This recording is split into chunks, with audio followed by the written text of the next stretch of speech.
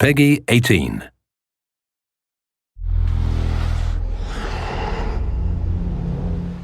Hi, my name is Ashraf Ismail, Game Director of Assassin's Creed 4 Black Flag, and I'm very proud to be showing off the Caribbean open world. Here, we're going to start with Edward. After completing a few missions, he's met up with the assassins, but he's not yet bought into the creed, so he still has this selfish need for fame and fortune. Edward is one of the most unique characters we've created for the Assassin's Creed universe. He is a man who is still trying to figure out who he is in life and what he wants to get out of it. At this point in the story, he still wants that fame, so one way to get it is to complete these assassination contracts. This is a way to make money and to gain a bit of notoriety. So here we go. We have 2 targets to take out, 2 Templar brothers. So we're going to accept the contract, and the world map is going to show us where this contract takes place. So we see here that the contract is actually very close to us. It starts in the village we're in, but as we zoom out, we want to show you the world that we have. Many locations, over 50 locations, centered by Cuba, the Bahamas, and Florida up north. This is a massive world. There's a lot to find and do in this Caribbean Sea. But now we'll get back to the Fisherman Village and go after our targets. The Fisherman Village, it's one type of location in this world. It's really here as a convenience to the player. This is where you can start missions, where you can shop to upgrade Edward and the Jackdaw itself. It's really about the mood and the ambiance of the Caribbean Sea. In the distance, we have a tavern that we're approaching. Taverns are places where you can hire crew, play mini games, drink if you wish. But for now, we're going to focus on the targets and take them out.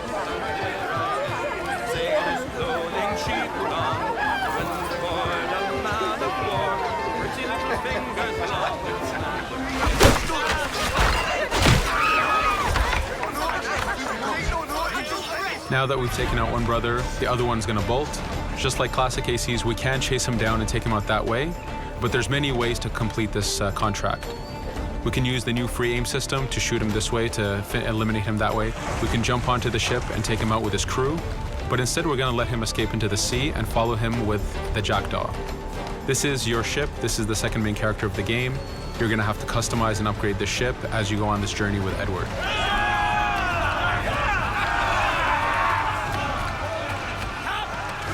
We've seamlessly gone from a ground chase right into a naval chase. We could destroy the ship and complete the contract that way, but instead, using the spyglass, we can see that he's carrying a lot of rum. Rum is important in the economy system. It's one way of making a lot of money if you sell it properly. So instead of destroying the ship, we're going to plunder that ship. Fire! Here you can see the upgrades that we've made into the naval combat. Using the front cannons, you can shoot chain shots to slow down the ship. Using the new round shot mechanic of trajectory aiming, you can aim for the hull and do a lot of damage this way. This specific enemy is what we call a frigate. Frigates are the type of ships that you need to destroy as fast as you can, because the longer the fight lasts, the more damage they're capable of doing. We have other enemy types like the Charger or the Man of War. The Man of War is a massive ship capable of carrying over 100 cannons. These are ships that you really need to upgrade to be able to face. But now that this frigate has been demasted, we can start the boarding. Boarding, it's very important. You are a pirate. This is how you gain cargo. This is how you take on ships. So here we can start the boarding from any orientation or angle we wish.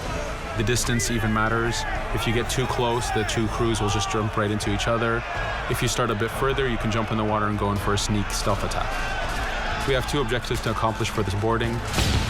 We can take out the captain, and we need to take out some of his crew. So using the swivel gun, we will efficiently take out a lot of the crew.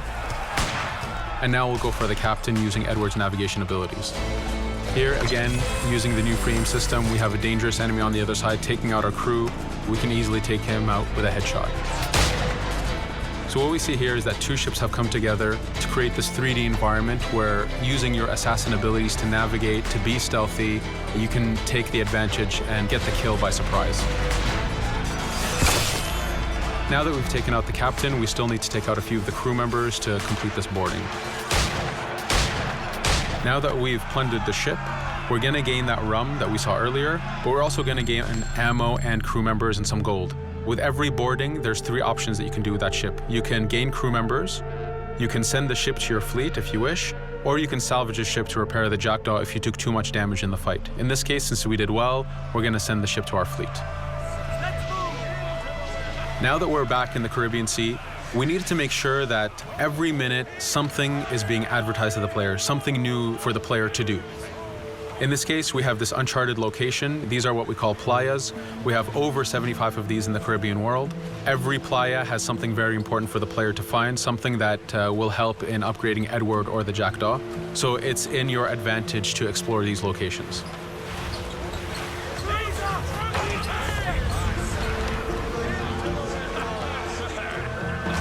Again, for us, seamlessness is very important. We needed to be able to explore this Caribbean world without having too much interruption in the action. So being able to just let go of the wheel anywhere we want, jump into the water, and swim over to that location.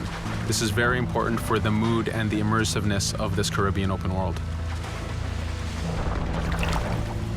Here, as we get on the playa, in the distance we can see that there's a faction battle, but closer to us we can see that there's this poor drunken sailor who's passed away. But being a pirate, of course, we're going to loot his body and see what he has for us.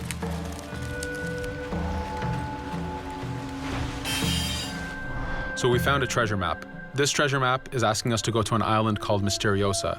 Every time you find one of these, you know that you're going to find a treasure that is linked to the progression of the Jackdaw or Edward, so they are very valuable.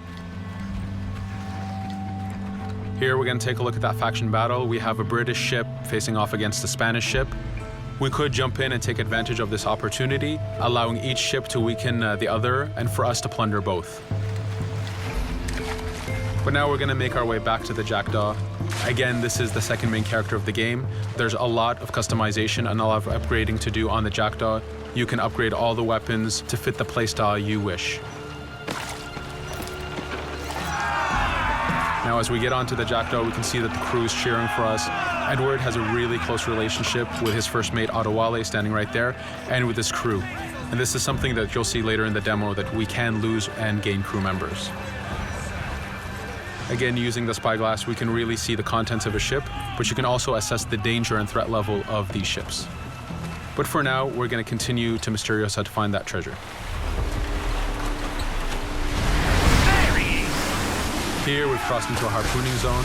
The harpooning system is connected to the hunting system, which is used for upgrading Edward himself. So you can upgrade the number of weapons he carries, the ammo that you can carry, and even his health. But for now, we've moved past that zone and we've got into a storm. Storms are very dangerous. If you're not careful, if you don't know how to navigate a storm, you will take damage to your ship and you will lose crew members. In the distance, we can see a water spout. This is a tornado in the ocean. These are very dangerous. They can suck you in, and when they do, they tear the ship apart and take out your crew. Here we can see its effect on a ship. This poor ship got sucked in and got destroyed. Storms are very dangerous, but we wanted the player to take advantage of this. When you've mastered a storm, when you know how these systems work, you can pull enemies into a storm and let the storm do damage for you. So there is a strategic element to using a storm in the world.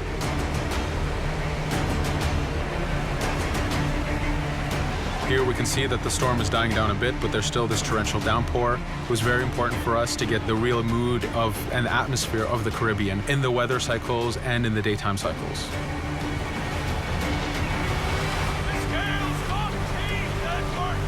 But here, since we've survived the storm, did pretty well, let's order our crew to sing. Sea shanties are a part of this game. It's a collectible that you can find in the world. So the more you find, the bigger playlist you have for your crew. But for now, we've made it to Misteriosa. So again, we're going to seamlessly get off our ship and explore this location. Misteriosa is a Mayan ruin. Mayan ruins are heavy with stealth and navigation capacities. There's a lot of treasures and hidden discoveries to be found in these locations.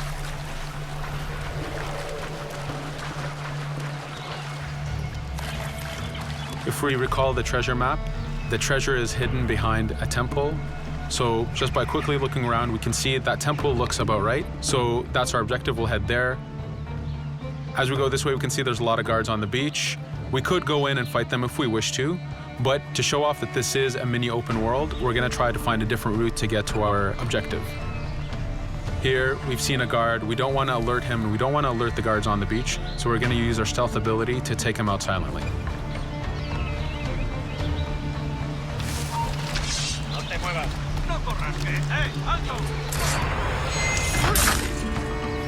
With AC3, we were able to push the navigation in the frontier, which means using natural environments like trees and rocks and so on.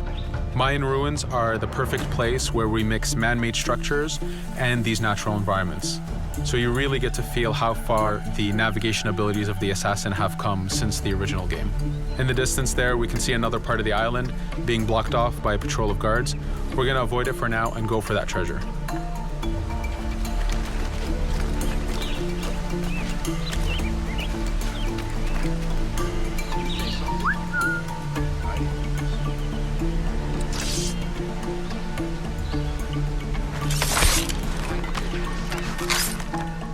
It's important for us to be able to give the players new tools, specifically for stealth. In this case, we have the blowpipe.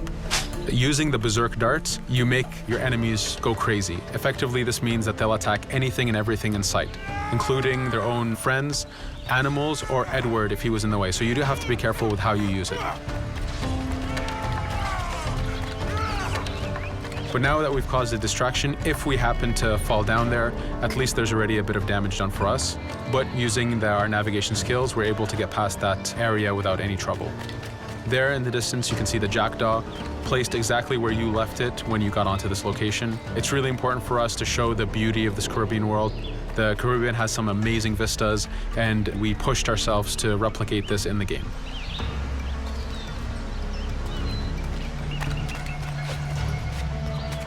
As we continue forward, we can see in the distance there's a couple prisoners that are taken hostage. This is a scenario that you need to use stealth. If you're detected by those guards, they will kill the hostages. So in this case, it's to your advantage to use the environment to figure out how you can take out those guards without being detected. In this case, it's 2 guards, so it's not too hard. There are other scenarios where you have more guards and you have to figure out how you can take all of them out at the same time. Now that we've freed these prisoners, they are more than happy to join our crew.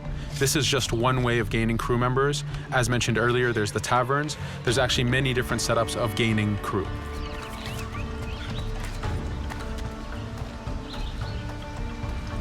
Here, we're going to go back to the treasure map. We can see that the treasure is actually behind the temple near a fountain. So if we just look around, we can see that it's around here.